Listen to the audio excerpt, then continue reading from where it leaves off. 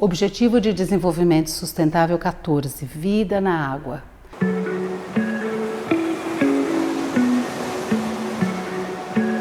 Os Objetivos de Desenvolvimento Sustentável são um apelo global à ação para acabar com a pobreza, proteger o meio ambiente e o clima e garantir que as pessoas em todos os lugares possam desfrutar de paz e de prosperidade.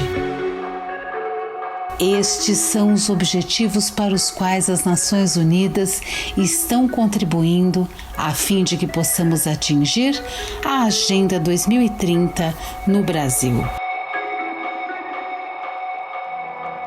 ODS 14, Vida na Água. Bem que o nosso planeta poderia ser chamado de planeta Água. 2/3 da superfície da Terra estão cobertos por água. Além de sua importância no equilíbrio climático e na navegação, os oceanos são responsáveis por alimentar milhões de pessoas.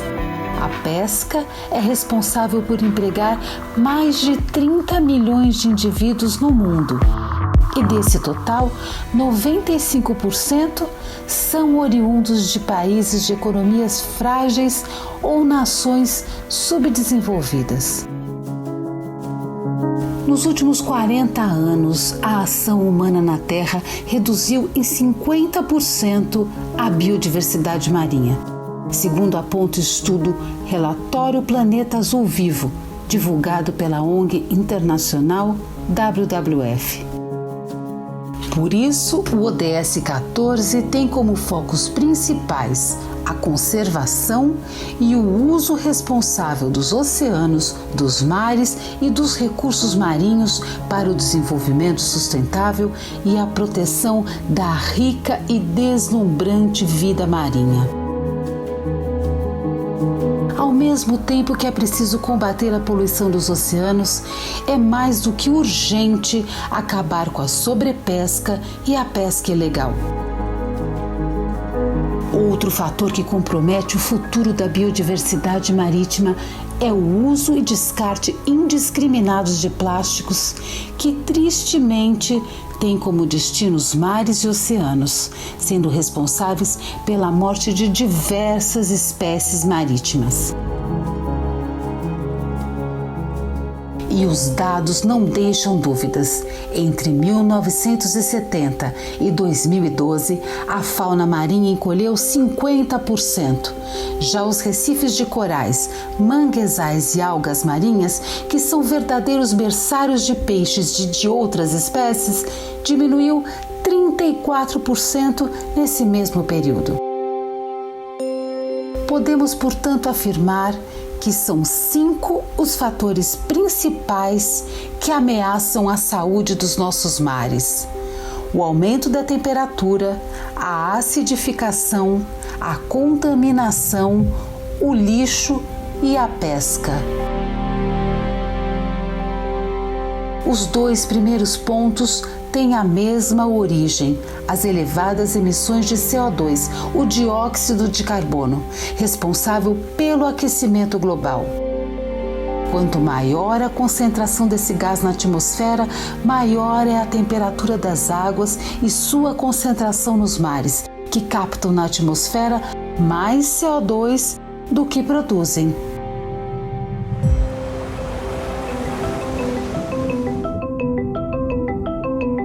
O Brasil é um país privilegiado. A costa brasileira possui 9.000 quilômetros de extensão em 17 estados. Uma imensidão azul que abriga 1/4 da população brasileira em um ecossistema único, com 3.000 quilômetros de recifes de corais e 12% dos manguezais do mundo. É também um habitat com grande importância econômica para o Brasil, no turismo, na pesca e na exploração mineral. Isso sem falar no enorme potencial de sua biodiversidade. A Apesar de alguns avanços recentes, apenas 2% de toda a biodiversidade marinha do país estão protegidas. Muito pouco para uma área que foi denominada pela nossa Marinha de Amazônia Azul, pela sua importância e riqueza estratégica para o Brasil. Entre os principais objetivos do ODS 14 estão: prevenir e reduzir a poluição marinha, gerir de forma sustentável, proteger e restaurar os ecossistemas marinhos e costeiros, minimizar e enfrentar os impactos da acidificação dos oceanos, regular a coleta e acabar com a sobrepesca, a pesca ilegal e implementar planos de gestão para restaurar populações de peixes. Conservar ao menos 10% das zonas costeiras e marinhas. Proibir certas formas de subsídios à pesca que contribuem para a sobrecapacidade e a sobrepesca. Aumentar os benefícios econômicos para os pequenos estados insulares em desenvolvimento e os países menos desenvolvidos a partir do uso sustentável dos recursos marinhos. O oceanógrafo francês Jacques Cousteau disse assim: tenho esperança de que um maior conhecimento do mar, que há milênios da sabedoria ao homem, inspire mais uma vez os pensamentos e as ações daqueles que preservarão o equilíbrio da natureza e permitirão a conservação da própria vida. Não é por outra razão que, entre os Objetivos do Desenvolvimento Sustentável, o ODS 14 fala da importância dos nossos mares e oceanos.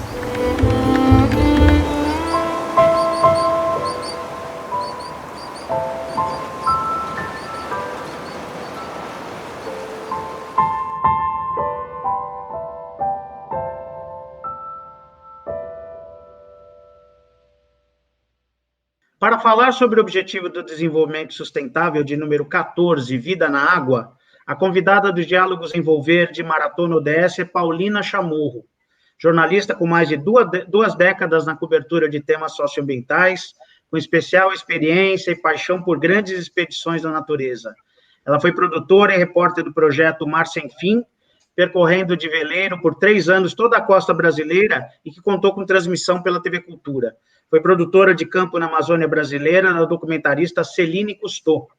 Paulina também hoje é responsável pelo podcast Vozes do Planeta, cofundadora da Liga das Mulheres pelos Oceanos, que é um movimento feminino de luta pela conservação dos mares, e colaboradora fixa da National Geographic Brasil. Em primeiro lugar, Paulina, agradecer pela sua participação no nosso projeto e já dirijo uma pergunta. Pela sua experiência, como é que você enxerga a importância dos mares para o nosso futuro comum? Muito obrigada pelo convite, estou extremamente honrada de poder participar e de dialogar. Eu acho que a nossa primeira conexão com os mares, a importância de falar sobre o oceano, é justamente a gente entender a profundidade que ele está na nossa própria vida, no planeta, no equilíbrio climático. Então, para a gente começar, a vida começou no planeta, né? Quando éramos só um monte de células, né, que se juntaram para criar os seres vivos, tudo isso veio do mar. Segunda coisa que a gente não percebe, a gente fala muito da Amazônia como o pulmão do mundo, e, na verdade, o grande pulmão do mundo é o oceano. O oceano nos fornece através da evaporação, nos fornece o oxigênio, também nos fornece o equilíbrio climático, nos fornece alimentos, se você for pensar.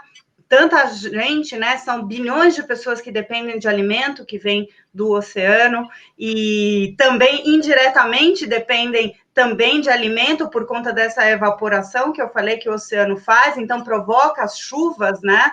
No caso aqui do continente sul-americano, a Amazônia chupa essa evaporação e transforma isso em rios voadores, transformando em chuva para todo o continente. Então, se a gente for pensar, a cada 2 respiradas, uma respirada é por conta do oceano.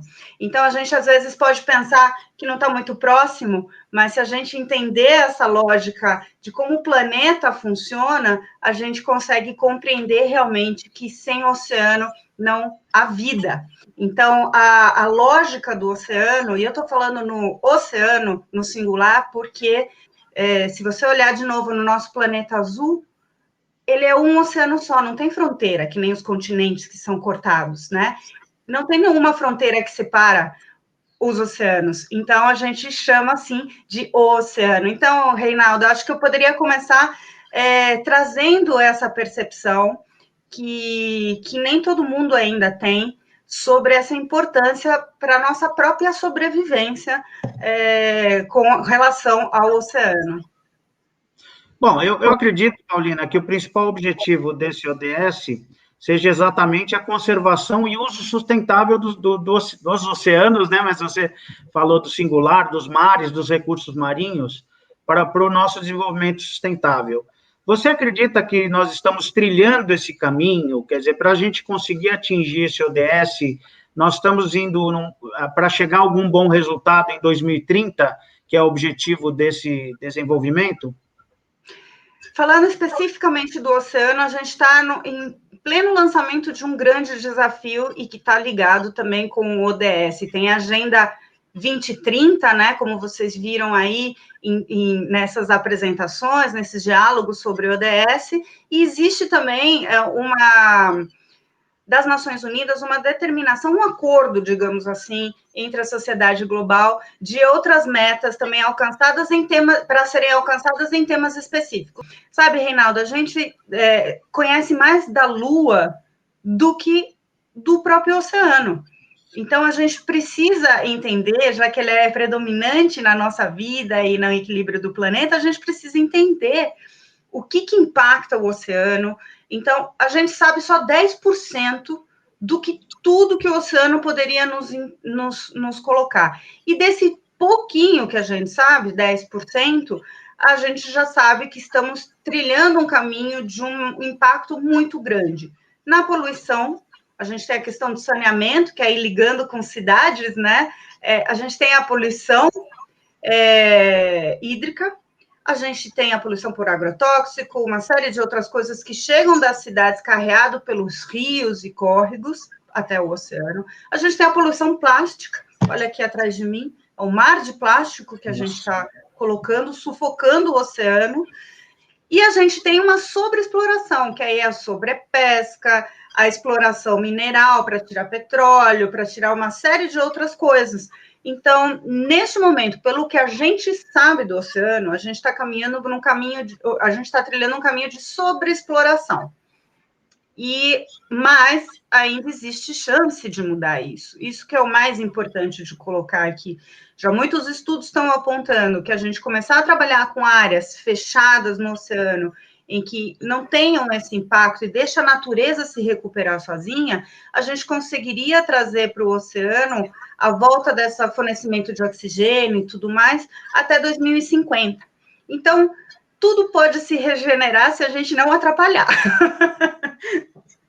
Você chamou atenção para pontos importantes que fazem parte das metas, que é a questão da poluição, que é a questão da pesca ilegal, né, dessa sobrepesca que afeta demais os nossos oceanos e pode trazer consequências terríveis, porque a gente tem mais de 3 bilhões de pessoas que dependem da biodiversidade marinha e costeira, né? Então, você imagina só o caos que pode ocorrer caso a gente não cuide desses nossos peixes e nossos recursos marinhos. Uma coisa que você chamou atenção, e eu gostaria de falar um pouco mais sobre isso, é a questão do pouco que a gente conhece os nossos mares, né? Portanto, você citou bem que a gente conhece mais a Lua, tem um olhar muito mais para o espaço do que para dentro, né? Para o fundo dos nossos mares. E é exatamente alguns pontos que são colocados desse objetivo, que é aumentar a cooperação científica para enfrentar os impactos da acidificação dos oceanos e pesquisas também, que é um outro item importante, que é para aumentar esse conhecimento científico, né? Exatamente. Então, vai ter esse esforço global a partir do ano que vem. Na verdade, ele já começou. Ele começou em 2017, quando foi colocado esse ponto de que era necessário começar uma década da ciência oceânica e entender todas essas relações que estão rolando, né? Reinaldo, a gente fala, por exemplo, do clima, mudança climática. Você, a gente acompanha essa questão já há bastante tempo, com as reuniões, os estudos globais falando sobre o oceano, e para a gente entender até dentro da própria ciência, essa relação fundamental que o oceano tem foi tardiamente, demorou para ser reconhecida, né? Somente em 2007, se eu não me engano, que ela apareceu, que o oceano apareceu dentro de um relatório de clima. Né? Então, tudo que a gente está vendo hoje dessas relações e o oceano é muito recente.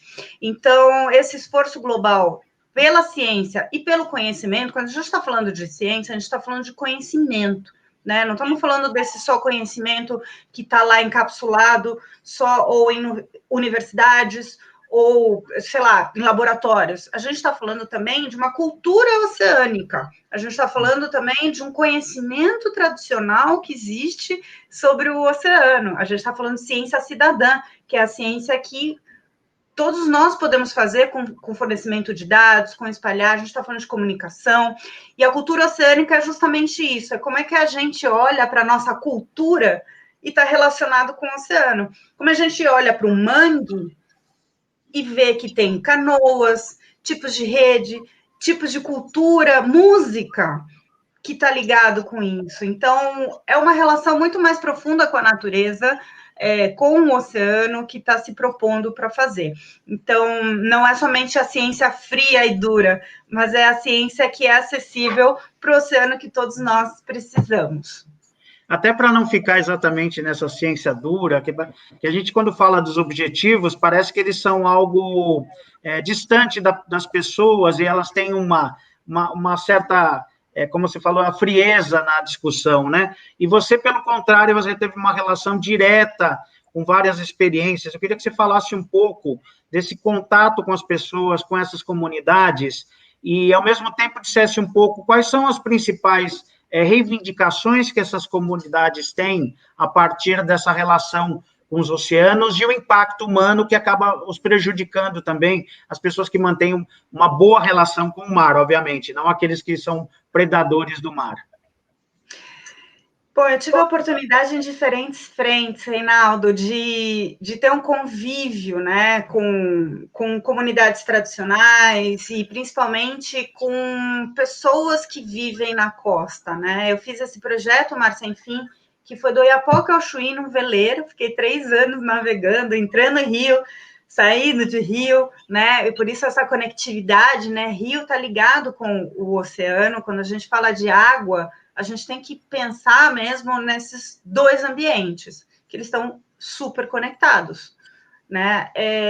Até, por exemplo, os mangues, que são a mistura de rio com mar, né? Não existe fronteira na natureza. Eu ouvi isso outro dia de uma entrevistada, eu achei maravilhoso isso. Não existe divisão na natureza, é tudo um sistema. Então, quando eu estou falando de rio, posso estar falando também de oceano, é tudo um sistema. E essa divisão que a gente costuma de ler na frieza, ou às vezes em artigos científicos, ou às vezes em reportagens muito distantes, né, da natureza, que a gente não enxerga. E as pessoas que vivem nesses ambientes, elas realmente vivem esses ambientes, elas vivem dentro de um sistema.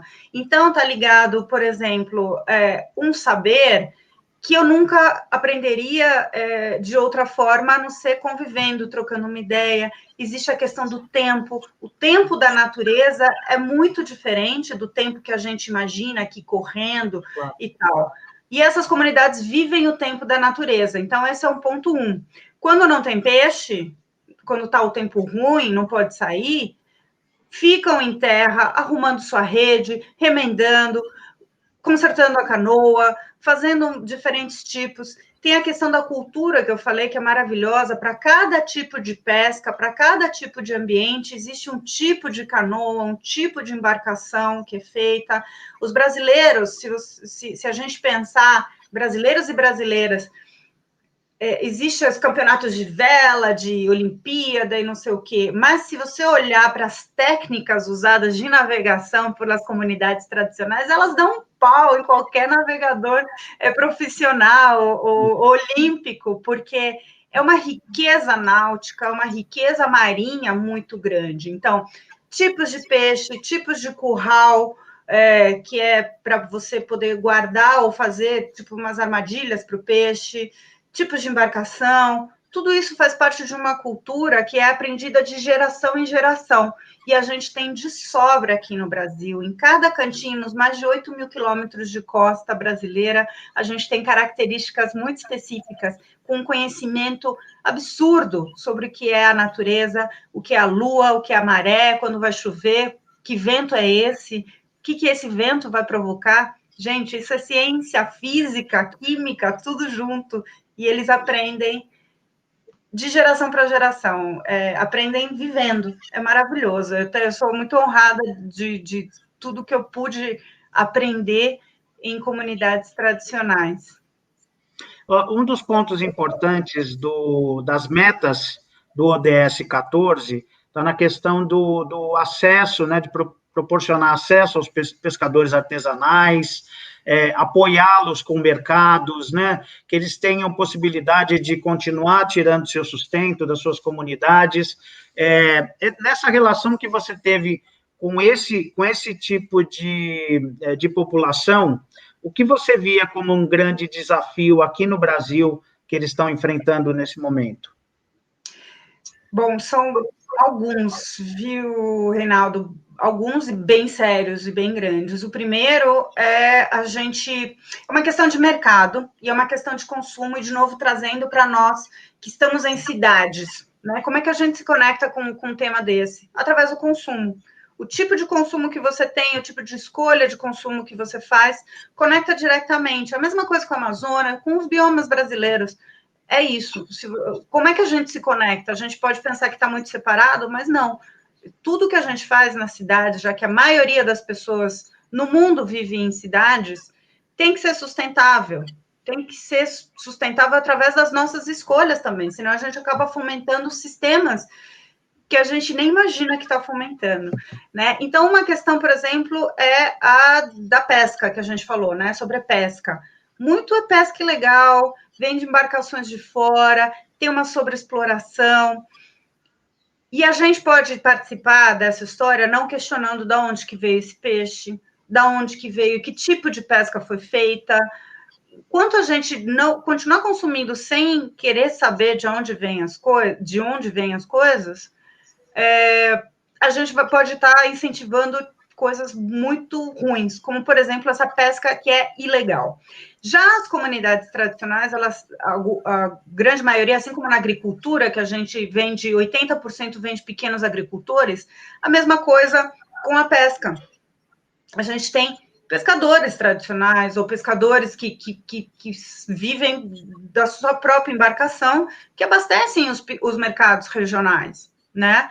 Então, por isso que eu coloquei uma questão de mercado, porque a partir do momento que você chega lá com seu peixe, que você demorou um dia, levou 3 amigos que estão esperando viver daquela pesca, né? Que você investiu, comprou gelo, fez tudo, blá, blá, blá, para poder vender isso. E tem um outro mercado que é muito maior, que com prática ilegal, que não sei o quê, e vende mais barato para o mercado, isso já dificulta, né? Então, eu vejo esse um problema. A questão do camarão também é muito forte, né? Então, vou trazer algo mais próximo ainda. Camarão, grande parte come camarão da população brasileira.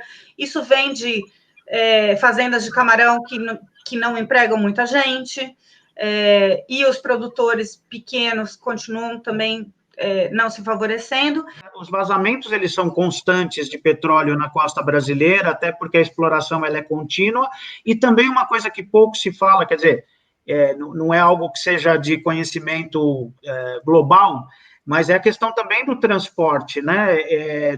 Todo tempo, esses navios acabam tendo vazamentos internos, fazem despejos em alto mar, né? Isso acaba afetando a nossa costa também, não é isso, Paulina? Exatamente.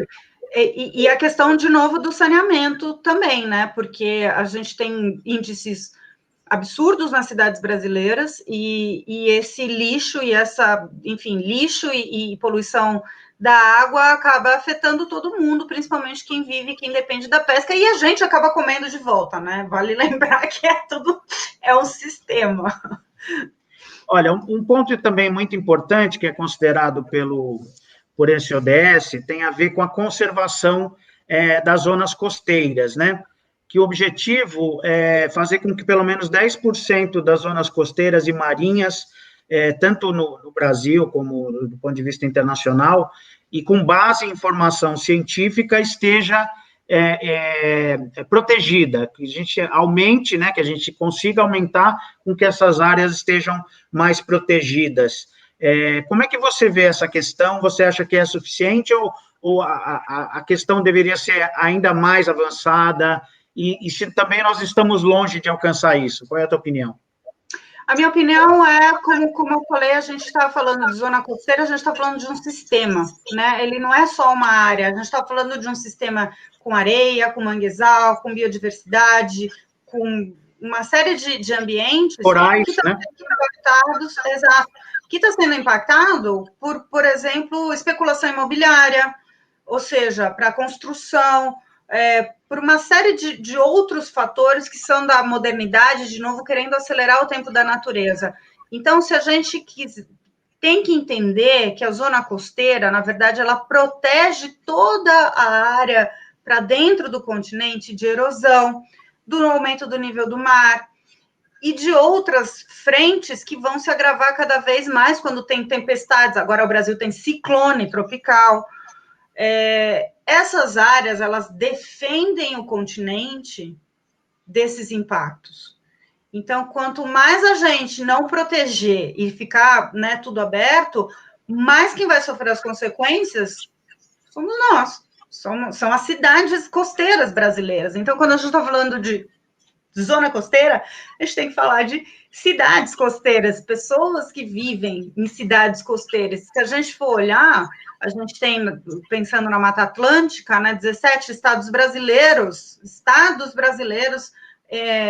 só da Mata Atlântica que são costeiros. Então, eu vejo que ainda falta muito para falar de zona costeira. Agora, já em áreas marinhas, né, áreas abertas, o Brasil conseguiu chegar na sua meta, que é uma meta global, né, de áreas marinhas protegidas em 10%. E o Brasil conseguiu, agora com a proteção ali de Trindade e de...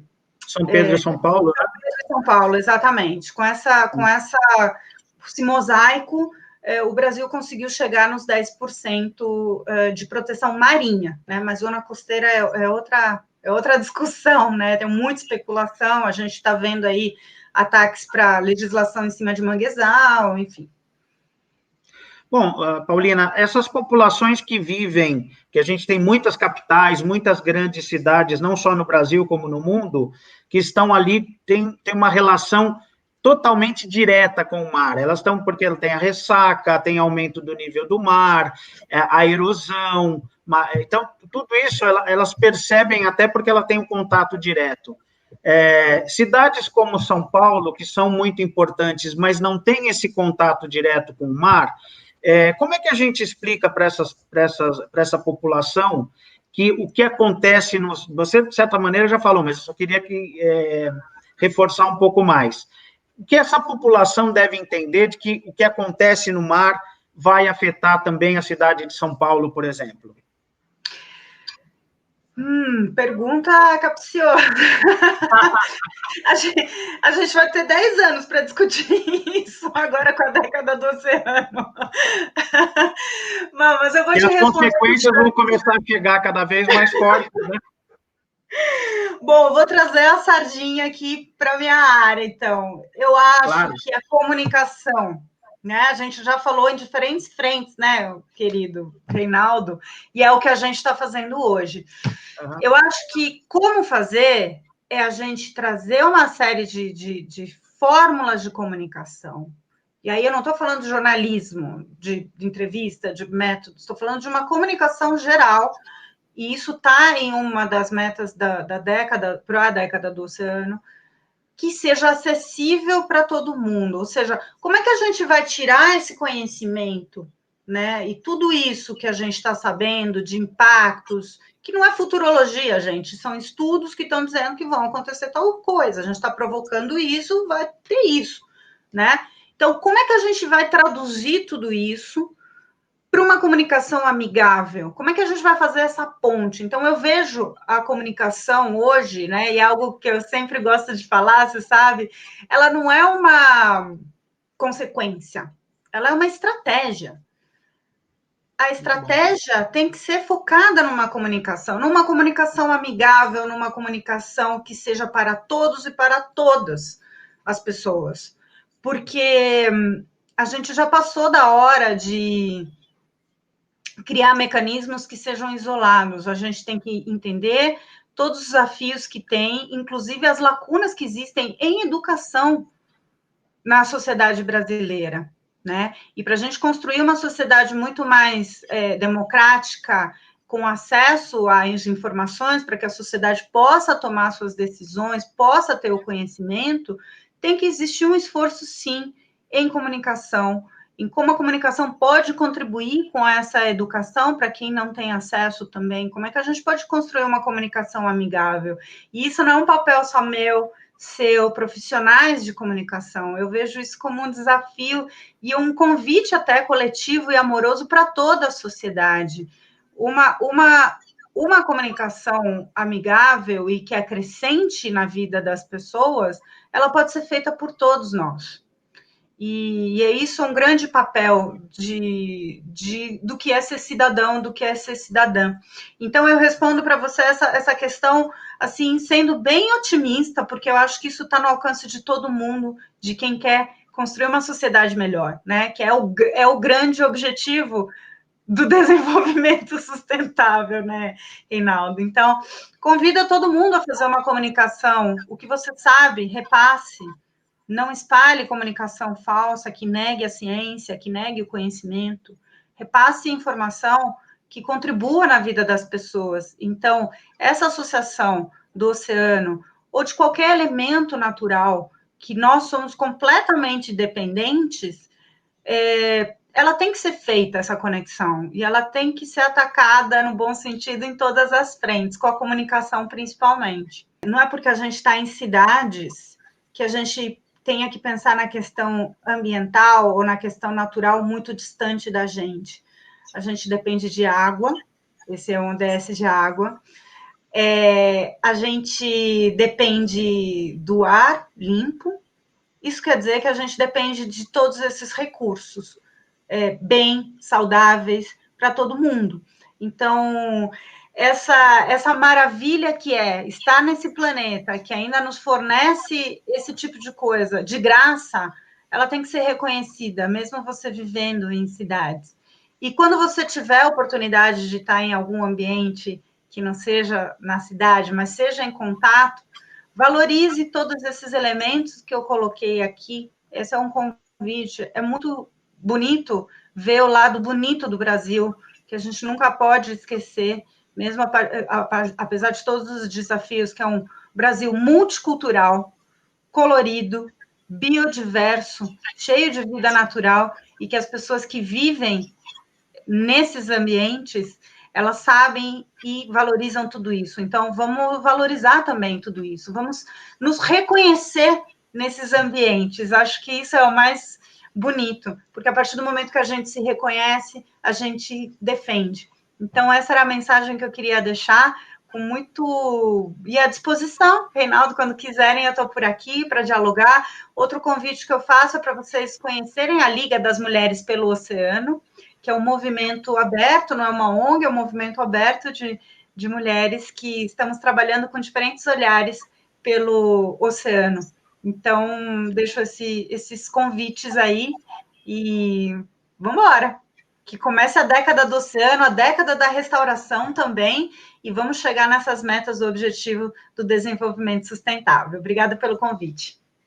Muito obrigado, Paulina, por sua participação aqui com a gente no Diálogos Envolver de Maratona ODS. Foi um grande prazer contar com você e até uma próxima.